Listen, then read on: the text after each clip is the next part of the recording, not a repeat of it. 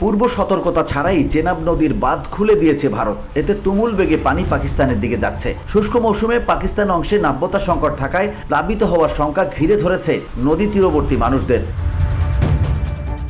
The economic Times জানায়, ভারত রোববার রামবানে চেনাব নদীর উপর নির্মিত বাগলিহার বিদ্যুৎ প্রকল্পের বাঁধের আরও একটি গেট খুলে দেয়।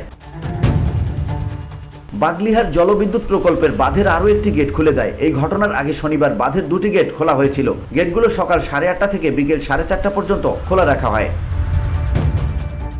শুক্রবার এই অঞ্চলে ভারী বৃষ্টিপাত হওয়ায় ভারত অংশে পানির চাপ বাড়ে। বাঁধের ধারণ ক্ষমতা কম থাকায় পানির প্রবাহ নিয়ন্ত্রণের প্রয়োজনীয়তা দেখা দেয়। ধারণ করা হচ্ছে, পানির চাপ কমাতে বাধ্য হয়েই ভারত গেট খুলেছে। তবে ভারত সরকার বাঁধের গেট খোলার কোনো ব্যাখ্যা দেয়নি।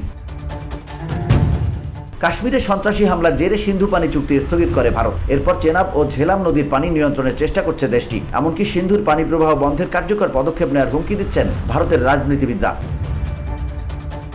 এরই মধ্যে পাকিস্তানের সঙ্গে কূটনৈতিক টানাপোড়েন সামরিক সংঘাতে রূপ নেয়। টানা কয়েকদিনের সংঘাত যুক্তরাষ্ট্রের মধ্যস্থতায় যুদ্ধবিরতিতে পৌঁছায়, কিন্তু সিন্ধু পানি চুক্তি স্থগিত বহাল রাখে ভারত।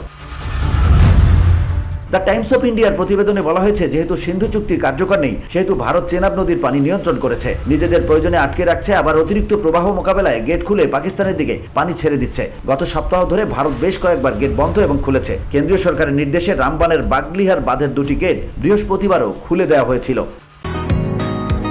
বসুন্ধরা, উত্তরা, বনশ্রী, কুড়িল ও বাড্ডা সহ রাজধানীর বিভিন্ন স্থানে অভিজাত ও অত্যাধুনিক মানের ফ্ল্যাট কেনার এক নির্ভরযোগ্য প্রতিষ্ঠান প্লেজেন্ট প্রপার্টিজ লিমিটেড। তাই আপনার স্বপ্নের আবাসনের জন্য আজই যোগাযোগ করুন।